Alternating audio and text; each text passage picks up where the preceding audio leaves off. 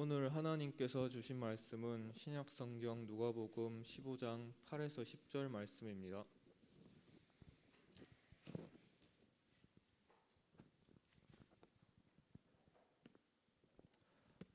합독하시겠습니다. 어떤 여자가 10드라크마가 있는데 하나를 잃으면 등불을 켜고 집을 쓸며 찾아내기까지 부지런히 찾지 아니하겠느냐.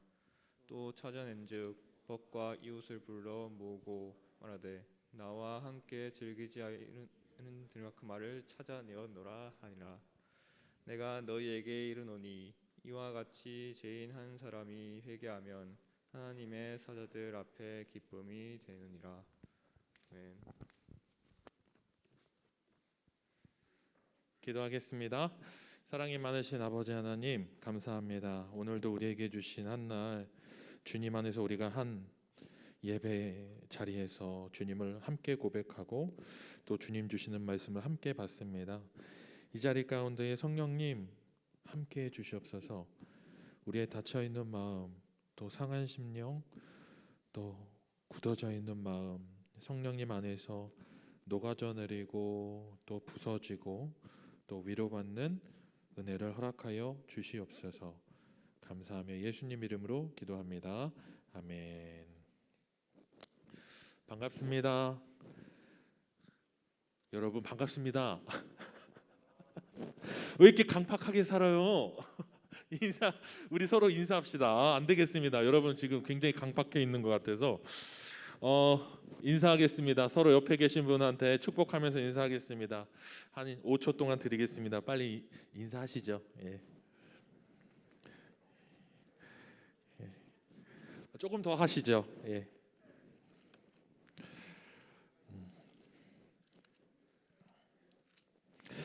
우리가 너무 무거운 것 같습니다.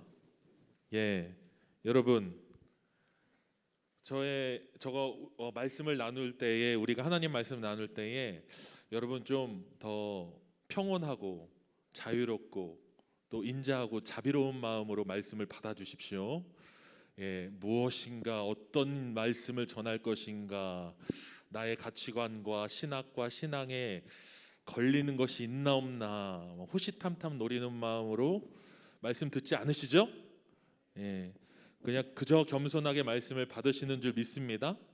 그리고 저는 겸손하게 말씀을 우리가 받을 때에는요, 저는 심지어 어린이집 친구들한테도 은혜를 받더라고요. 예, 어린이집 친구들이 말씀 가운데 한마디 던지는 거에도 은혜 받습니다. 그만큼 우리가 하나님의 말씀 앞에 겸손하게 나아가면은 또 하나님께서 우리에게 주시는 은혜를 쟁취하게 될 줄로 믿습니다. 한 가지만 좀 말씀드리고 말씀으로 들어갈게요. 여러분, 성경에서 보면은 세례 요한에 대해서 예수님께서 말씀하실 때에 세례 요한 때부터 천국이 침노한다, 침입한다 이런 말 나오잖아요. 침노한다, 침입한다. 이게 무슨 말이냐면은요, 천국을 쟁취한다라는 얘기거든요. 천국을 붙잡게 된다라는 거거든요. 그러니까 세례 요한이 세례 가운데에 겸손하게 그 세례 가운데 나온 사람들이 하나님의 나라를 막 부여잡기 위해서 그 말씀과 그 세례 자리에 적극적으로 나온다라는 거거든요. 그러니까 침노 침입은 천국을 붙잡기 위한 성도들의 그 간절함이 막 끊임없이 천국 문을 두드리는 겁니다. 여러분, 우리가 말씀 가운데로 나아갈 때에 여러분 침노하며 나아가기 원합니다. 그리고 막 내가 천국 문을 막 꽝꽝꽝꽝꽝 두드리면서 내가 지금 천국을 소유하겠다, 내가 천국에 들어가겠다, 침입하겠다 이런 마음으로 적극적으로 예배 가운데로 나아가십시오. 그럼 은혜가 있습니다. 결코 은혜가 없을 수가 없습니다. 하나님의 말씀 안으로 예배 앞으로 나아갈 때에 적극적으로 나아가십시오. 쟁취하겠다. 우리가 세상 가운데서 무엇인가를 쟁취하고 성취하기 위해서는 막 짓밟고 올라가고 경쟁하고 해야 되지만은 천국을 우리가 침노하는 것은요, 그저 하나님을 향하여 적극적으로 나아가는 것, 이것이면은 됩니다. 그럼 우리는 천국을 붙잡게 될 것입니다. 오늘 누가복음 15장 8절에서 10절 한번 첫 번째 그 잃어버린 것들에 대한 비유에서 말씀드렸던 첫 번째 비유에 잃어버린 양, 잃어버린 드라크마, 잃어버린 아들에 대한 비유에서 중간에 있었던 이야기 한번 말씀드린 적이 있습니다. 잃어버린 드라크마를 찾는 것. 다시 한번 말씀드리지는 않겠지만 이 드라크마의 의미에 대해서 그냥 간략하게 한번 짚고 넘어갈게요. 이 잃어버린 드라크마는 10개가 완성이라고 말씀드렸습니다. 10개가 완성이라고 말씀드렸습니다. 이 10개의 드라크마를 꿰어서 사랑하는 여인에게 평생의 언약을 고백하기 위해서 남자들이 지참금으로 장인어른의 집에 찾아가서 내가 이 여인이 사랑합니다. 이 여인을 나의 아내로 맞이하겠습니다. 내가 이 여인을 책임지겠습니다. 라고 얘기하고서 그 지참금으로서 드라크마 10개를 꿰은 것을 여인에게 줍니다. 장인어른에게 주는 거예요. 그 집에 주는 거예요. 그럼 이 드라크마를 누가 가지고 있냐? 장인이 가지고 있는 거 아니에요. 가지고서 오케이 딸 잘가 드라크마 10개 팔아 넘겼어 이게 아니에요. 아내가 되는 여인이 가지고 가는 거예요. 다시. 그럼 이 여인은 평생의 지참금으로서의 이 10개의 드라크마를 뭐 필요할 때 쓰려고 가지고 있는 것이 아니라 언약의 증표로 가지고 있는 겁니다. 언약의 증표로 가지고 있는 겁니다. 근데 이 10개의 드라크마에 담겨 있는 의미를 아무리 찾아봐도 찾을 수가 없지만은 그 10개가 그 실타래에 꿰어 있는 것 그 자체가 의미가 있다. 언약의 증표다.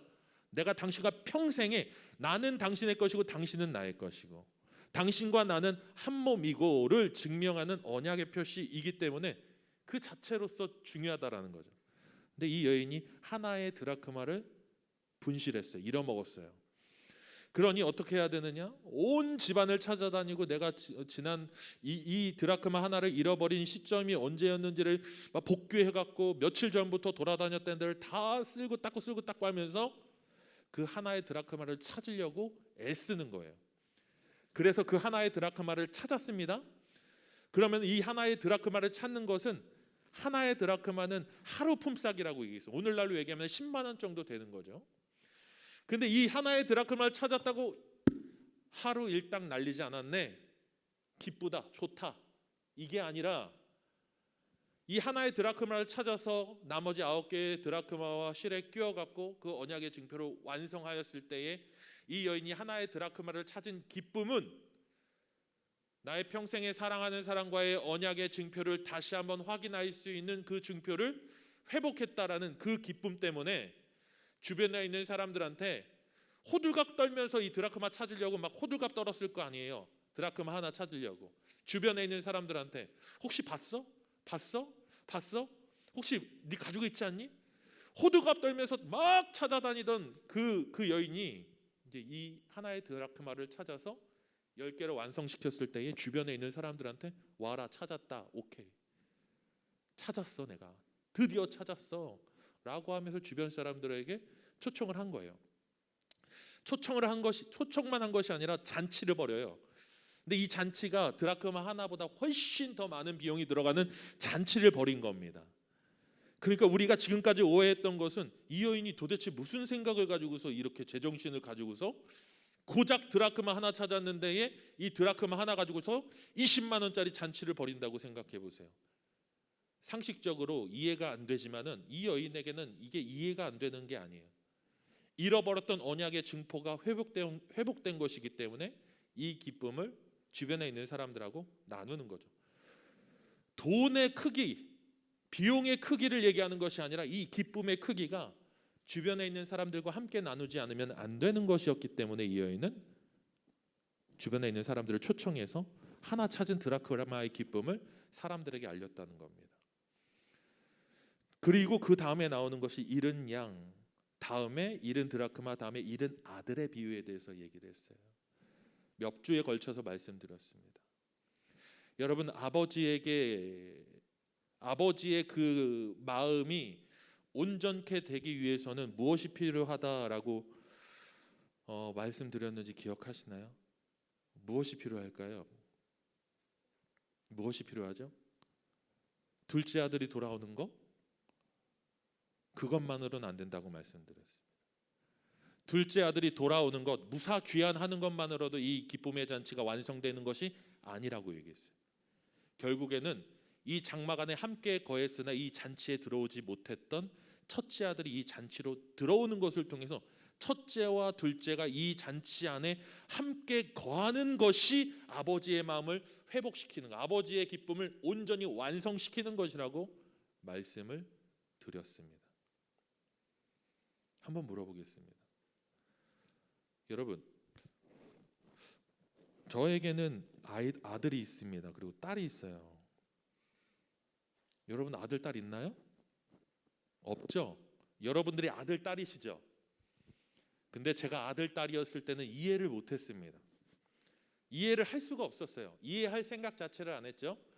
근데 여러분 한번 가서 미션을 드려보겠습니다. 여러분 어머니한테, 아버지한테 한번 물어보세요. 아빠, 언제가 제일 행복했어요? 청약됐을 때. 이렇게 얘기하시면은 우리 아빠 아니에요. 엄마, 언제가 가장 행복했어요? 행복했던 건 기억나지 않지만 네 아빠 만났을 때 나는 인생의 절벽을 보았다. 이렇게 얘기하면은 안 되겠죠. 한번 가서 물어보세요. 언제가 가장 행복하셨어요? 한참 동안 생각할 거예요. 한참 동안 생각할 거예요. 아마 한참 동안 생각하시는 분들도 있겠지만은 바로 말씀하시는 분들도 있겠죠. 저한테 한번 물어보세요. 제가 언제가 가장 행복했었냐? 제가 최근에 하나의 예를 좀 들어보겠습니다. 저희 이제 애들이 어린이집에서 코로나가 발생해갖고 집에 일주일 동안 조기 방학을 해서 일주일 동안 빨리 방학해서 얘네들이 집에 있는 거예요. 지옥이 시작됐습니다. 내가 가만히 앉아 있을 수 없게 만들어요. 앉아 있으면 올라타갖고 제 위에서 막 방방이를 뛰어요. 쉴 수가 없고 막 아무것도 할 수 없어. 정말 저의 분노 게이지를 끝까지 올리는 애가 바로 걔예요. 걔네들이에요. 예. 둘이서. 그런데 하루가 전쟁같이 지나간 다음에 얘네들 다 재웁니다. 다 재웠어요. 그리고 나서 첫째는 저랑 자요. 남자애랑. 둘째는 엄마랑 잡니다. 그렇게 돼요. 그런데 첫째가 자면서 저한테 이렇게 요구하는 게 있어요. 발 좀 주물르래요. 걔는 잘 때마다 발을 주무르라고 저한테 얘기합니다. 발을 이렇게 내밀어요. 그러면 발을 이렇게 시원해? 그러면 주물러 줍니다. 그러면 또 다른 쪽 발을 내밀어요. 이쪽 발도 주물러야 된답니다. 그래 주물러요. 그러면 끝나잖아요. 자야 되잖아요. 그러나 등을 긁으라는 거예요. 원숭이도 아니고 그런 걸 시켜요. 첫째 애가 등을 긁어줍니다. 그러면은 진짜 이것저것 막 시키다가 조용해요. 그리고 나서 쌕쌕 자요. 쌕쌕 자요. 근데 자면은 막 온갖 데를 막 굴러다니면서 자는데 제가 자리를 이렇게 잘 해주면서 머리 이렇게 쓰다듬어 주면서 이미 잠들었어요? 잠들었어요? 못 들어요? 제정신으로 듣는 게 아니에요? 이미 잠들었다고 얘기했습니다. 머리를 쓰다듬어 주면서 제가 얘기해 줍니다. 우리 아들 이름 얘기해도 되죠? 하범아 사랑해 이러면은 고개를 끄덕끄덕해요. 제정신으로 하는 게 아니라 고개를 끄덕끄덕합니다. 얼마만큼 사랑해 이렇게 하면 만천백 딱 이렇게 얘기해요. 만천백이래요. 지가 아는 숫자가 제일 만천백. 그때가 행복합니다.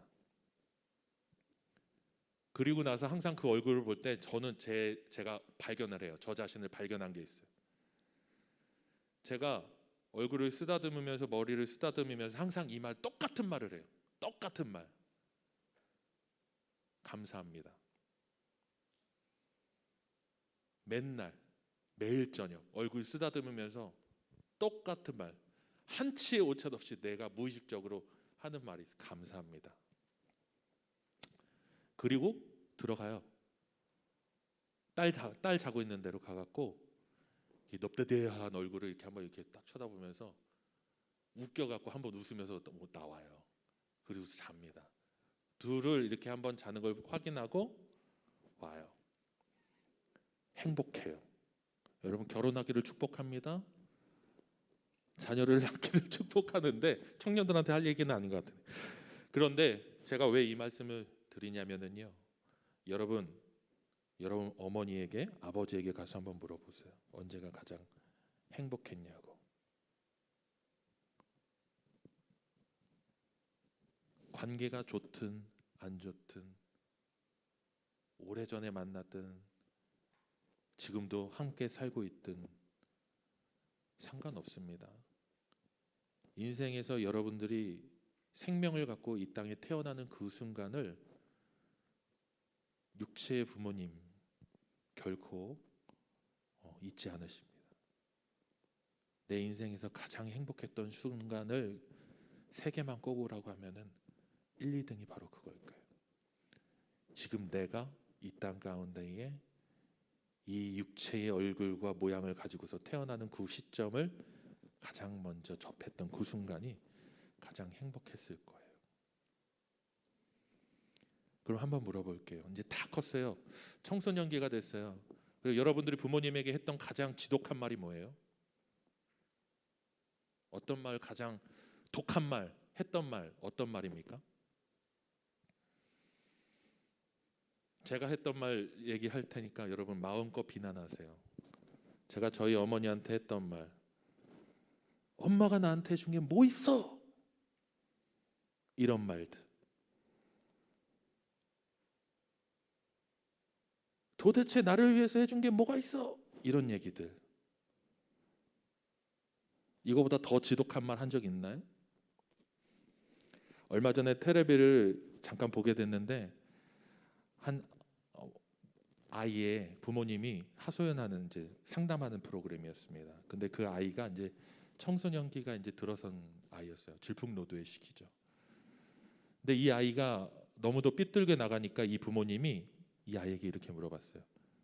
도대체 문제가 뭐니? 문제가 뭔지 알아야지 도와주지. 얘기해봐. 뭐가 힘든 거야? 뭐가 문제야? 라고 물어봤어요. 그랬더니 이 아이가 어머니에게 이렇게 얘기했어요. 도와주지 마. 도와주는 거 싫어. 나 엄마가 나를 도와주는 게 싫어. 이렇게 얘기하는 거예요. 그러면서 어머니에게 막 가슴에 비수를 꼽는 말을 막 쏟아내는 거야. 도와주는 거 생각만 해도 더러워. 진짜 미치겠어. 막 이러면서 어머니에게 막 쏟아붓는 거예요. 그 자식이 어머니에게 거의 저주와 같은 말을 쏟아내는 것들을 보면서 이 엄마가 누구도 도와줄 수 없으니까 돌아가신 부모님에게까지 막 하소연하고 도와달라고 그렇게 기도를 했다고 합니다. 그런데 한번 생각해 보십시오. 여러분 한번 생각해 보세요. 나에게 내 말 안 듣고 나에게 저주를 쏟아붓는 자식, 인생에서 사라지면 그 어머니가 그 마음에 있는 채증과 마음에 있는 괴로움이 사라질까요? 아니요. 아무리 나에게 비수를 꽂고 내 가슴을 후벼 파는 자식이어도 내 앞에 있어야지 되는 거예요. 그 존재가 사라지면은 그때부터 절망과 괴로움과 고통은 더 심하게 찾아오는 겁니다. 아무리 못나고 아무리 어그러지고 아무리 제 살 길 찾지 못하고 너무 괴롭게 하는 아들이어도 딸이어도 나의 장막 안에 함께 거할 때의 부모의 마음은 그것으로 채워지는 거예요. 여러분들 중에서 이렇게 생각하는 친구들이 있을지도 모르겠습니다. 내가 좀 제대로 돼서 내가 좀 잘 뭐가 풀려갖고 내가 뭔가 해결이 돼갖고 뭔가 내가 사람다운 구실을 한 다음에 부모님에게 찾아가리라. 부모님께로 돌아가리라. 내가 부모님을 모시리라. 내가 인간답게 부모님에게 행하리라. 그 전까지는 부모님 앞에 서지 않으리라. 아니 보기 싫다. 내 꼴이 이런데 혹시 이렇게 생각하는 이들이 있을지 모르겠습니다.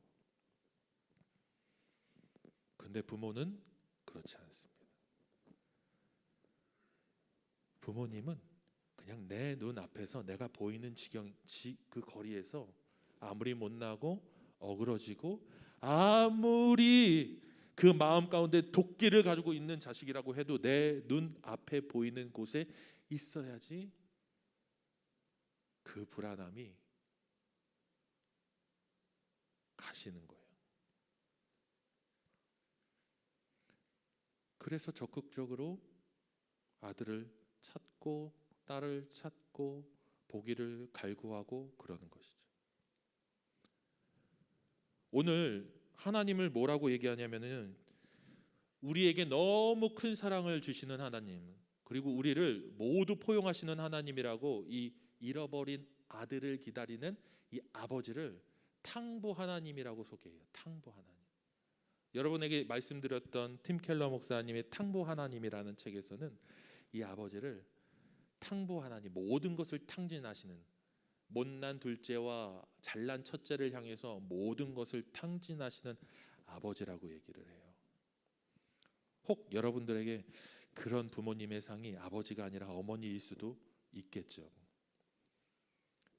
그 부모님은, 그 아버지는 우리를 향해서 우리가 어떠한 조건을 갖추었든 무엇을 성취했든 우리의 능력이 어떠하든 그런 것들은 별로 중요하지 않습니다.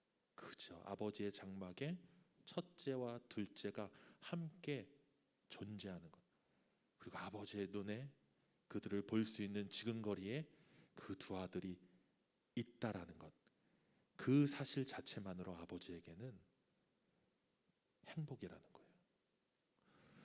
거예요. 지난 7주 동안 북시어를 했습니다. 탕부 하나님이라는 책을 북시어했습니다.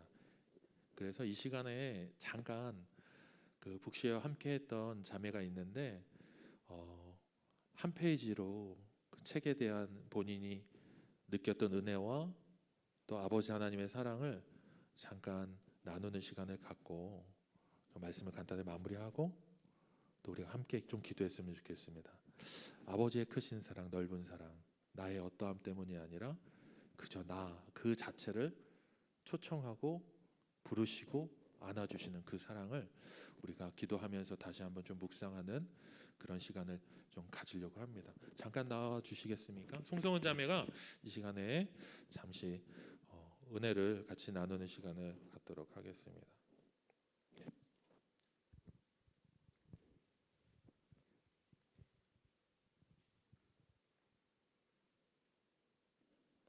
누가복음 15장의 내용은 제게도 탕자의 비유로 익숙했습니다. 그런데 이 책은 시작부터 탕자의 비유가 아닌 잃어버린 두 아들의 비유로 부르게 했고, 돌아온 탕자보다 우리를 위해 사랑을 탕진하시는 탕부 하나님께 초점을 두게 했습니다.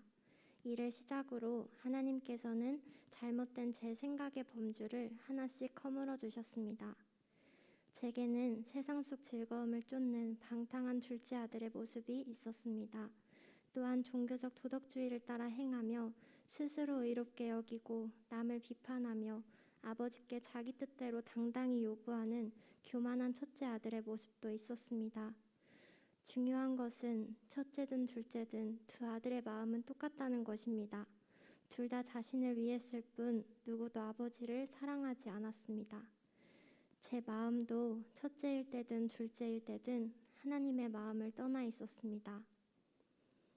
그러나 더 중요한 것은 하나님께서는 제가 둘째 아들이든 첫째 아들이든 어떤 모습이라도 저를 버릴 마음이 없으시다는 사실이었습니다. 저를 사랑하시는 하나님은 제게 값없는 용서를 베푸셨고, 그 용서를 위해 치를 수밖에 없는 큰 희생은 진정한 맏아들이신 예수님께서 치르셨습니다. 인류를 죄와 악과 죽음 자체로부터 구원하고 본래의 집으로 데려가시기 위해 오신 예수님은 세상의 헛된 것들에 기대를 품었다가 실망하기를 반복하고 때론 죄책감에 빠져 괴로워하는 저에게 유일한 소망이 아닐 수 없었습니다. 속히 예수님이 다시 오셔서 세상을 새롭게 하심으로 고난과 불의와 악과 죽음이 종식되고 하나님의 잔치에 들어가게 되길 진심으로 원하게 되었습니다. 예수님이 이루신 아름다운 일을 보며 복음의 기초에 살아야 함을 배울 때 새롭게 느낀 것이 있었습니다.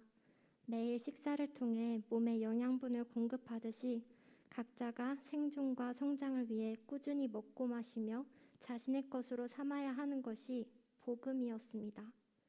또한 예수님과 관계를 맺고 그분을 더 잘 알아가려면 믿음의 공동체에 깊이 동참하여 사랑과 책임의 견고한 관계를 이루어야만 함을 깨달았습니다. 이 책을 읽을수록 하나님 앞에 제 안에 온갖 더러운 속내가 드러났습니다.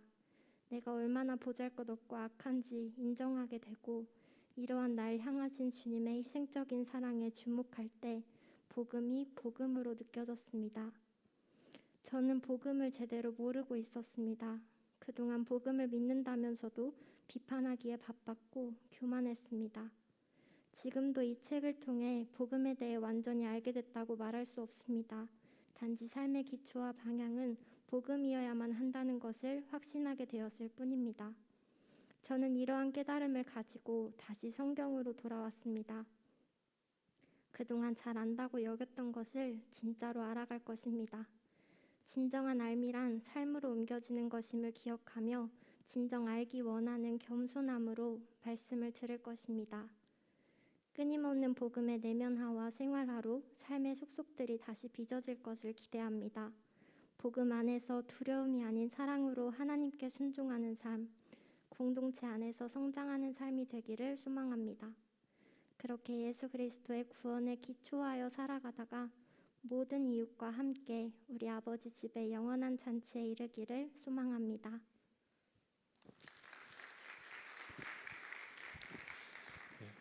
찬양팀 나와주시고요. 여러분